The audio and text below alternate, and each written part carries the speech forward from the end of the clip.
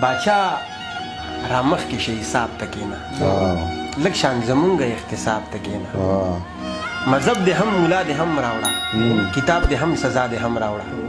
اول دې هر یو سوال جواب راکا ورسته سزا خلا جواب راکا هغه زموږ کلیوال څنګه مړ شه محمد زاده اګروال څنګه مړ شه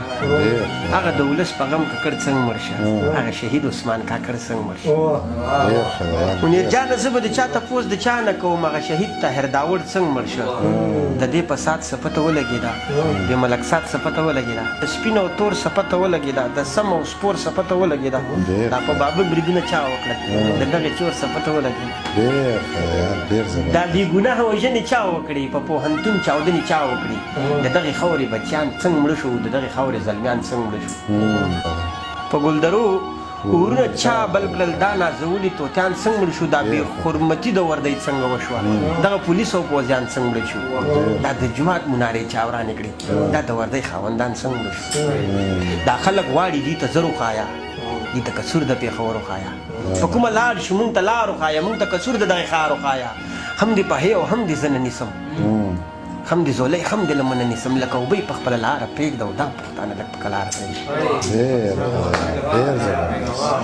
لکه اوبه یې په خپله لاره پرېږده او دا پښتانه لږ په کلاره پرېږده که زه نه یم بیا به بل لیوال وي لږ شان زمانه به بدل لیوال وي خو تا به رانیسي له تا نه به پوښتنه کوي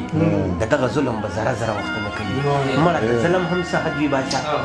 بس تشدد او تشدد وي باچا د دغه جنګ د دغې ضد خلاف یو مونږ هم د دغه تشدد خلاف یو د باچا خان د قافلې خلک یو مونږ د سپېڅلې نظریې خلک یو مونږ د انسان وژنه کفر ګڼو مونږ د داسې عقیدې خلک یو میرجانه